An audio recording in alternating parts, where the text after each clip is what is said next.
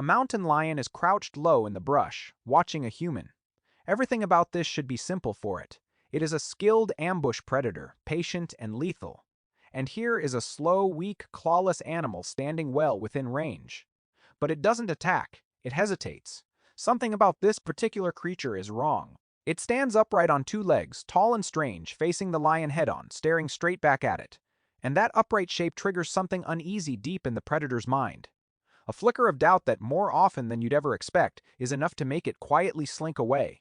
So here is the question. Why does simply standing upright seem to unsettle some of the deadliest hunters on Earth? It is one of those ideas that sounds almost too neat to be true, and we should be honest about that right up front.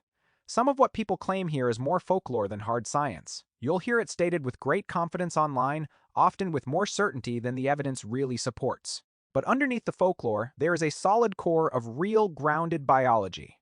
And once you understand how a predator actually perceives the world, the strange power of standing upright starts to make a great deal of sense. Let's start with the single most important thing to understand about a hunting predator.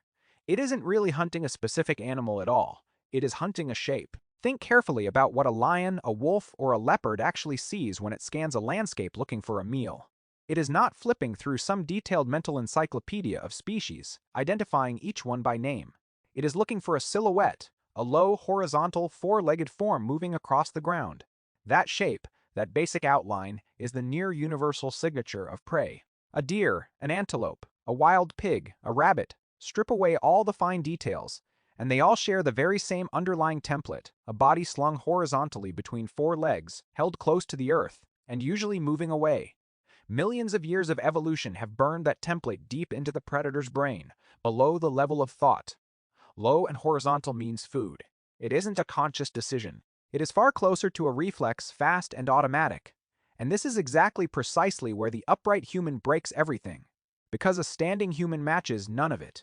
Where prey is horizontal, we are vertical. Where prey is low and close to the ground, we are tall, rising up into a narrow column against the sky. Where prey turns and flees, showing the fleeing profile that triggers the predator's chase, we do the opposite. We turn and face the predator directly. To an animal whose entire hunting instinct is finely tuned to a low, four-legged running shape, a tall, still, forward-facing bite is a genuine puzzle. It simply does not fit the template of food.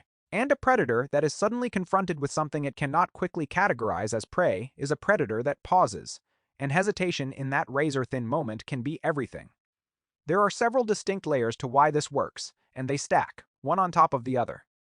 The first layer is simply size and height. Standing upright makes us look substantially bigger than we actually are.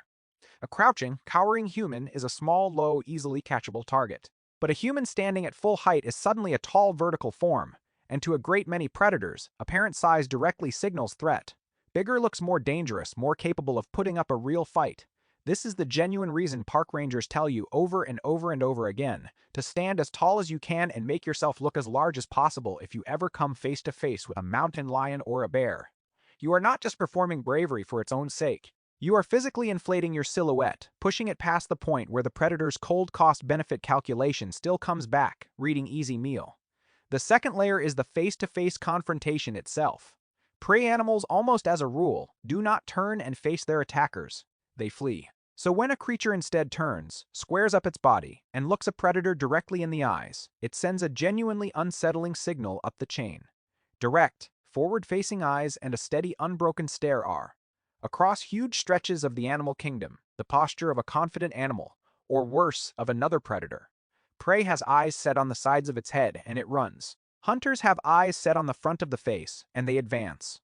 A human standing its ground and staring straight back therefore reads, to a wary and calculating predator, far more like a rival hunter than like a helpless dinner.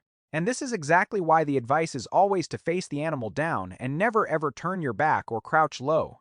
Because the very moment you turn away and lower yourself toward the ground, you snap right back into the familiar shape of prey, and you risk triggering the exact chase instinct you had just been suppressing. For most of the predators a human might encounter, the upright human form is just strange, an outline that evolution never once trained them to recognize or to hunt. And animals, as a rule, are deeply instinctively cautious around things they do not recognize. Out in the wild, the unfamiliar is very often the dangerous. A creature that moves unpredictably, in an unfamiliar shape, doing unfamiliar things, is exactly the kind of thing a smart, experienced predator learns to avoid rather than gamble its safety on. In this way, our very strangeness itself quietly becomes a kind of armor. So put every bit of that together, and the hesitating mountain lion suddenly starts to make complete sense. It is looking at something tall, where prey should be low, something still where prey should be fleeing, something facing it directly where prey should be turning away, and shaped like absolutely nothing in its hard-won hunting playbook. Every single instinct it has for identifying a meal is coming back with the very same confusing answer. This does not fit. But here is where we have to slam hard on the brakes and be scrupulously honest, because this is where the science meets its real wall. Because a great deal of what I've just laid out is plausible mechanism, not ironclad, settled proof. The honest truth is that this exact question, does human bipedalism specifically deter predators, and if so, by how much, has never really been nailed down with the kind of clean, controlled, rigorous experiments we genuinely want before calling it fact. We do have strong evidence that predators hunt largely by silhouette and shape. We have solid, real evidence that appearing large and holding steady eye contact deters many predators. We have good reason to believe that an unfamiliar vertical form confuses an animal that is tuned to horizontal prey. Each individual piece of the puzzle is real and supported. But the tidy, satisfying story that bipedalism creeps out predators is something we've stitched together out of those separate pieces, and the seams don't always hold up under pressure. A hungry enough predator, or one that has simply learned through experience that humans can be prey, will absolutely attack an upright person without a second thought. The upright shape is a deterrent that tips the odds in our favor. It is not, and never was, a magic force field. And that honesty actually makes the real story far more interesting, not less. Because here is the thing, bipedalism didn't evolve in order to scare off predators. That was never the point of it, not even close. Standing upright evolved for a whole tangled knot of entirely other reasons: to free up our hands for carrying and tool use, to let us travel long distances efficiently across open ground, to let us see farther over tall grass, to reduce how much of our body the harsh midday sun could beat down on. The predator unsettling effect, if and where it is real, was a lucky side benefit riding along on top. An accident. A quiet bonus our ancestors got entirely for free, layered on top of a body plan that had actually evolved for a completely different set of purposes. And notice, one final time, the deeper pattern that keeps surfacing through all of this. What truly unsettles the predator isn't really about us being dangerous at all. In pure physical terms, an unarmed human being is a genuinely poor fighter. No claws, no fangs, no armor, no real speed to speak of. What actually protects us in that standoff is a mismatch.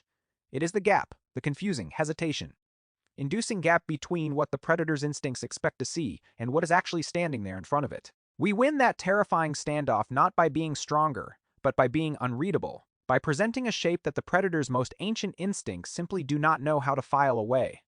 So think back one last time, to that mountain lion in the brush, frozen in its long moment of doubt. It isn't afraid of your strength, because honestly you don't really have any that it needs to fear. It is caught, snagged, on something far subtler than that. A shape that stubbornly won't resolve itself into a meal. A pair of eyes staring calmly back where prey's eyes should be turning and fleeing. A tall, strange vertical column standing exactly where its instincts had expected something low and running. For a few critical, decisive seconds, the most dangerous hunter in the entire landscape simply cannot decide what on earth you are. And in that gap, that single flicker of pure hesitation, our slow, soft, and fragile ancestors found just barely enough room to survive. We never grew claws or fangs, or thick hide to win these encounters outright. We just, by pure evolutionary accident, stood up, and in doing so became something that the hunters of the world could no longer quite bring themselves to recognize as food.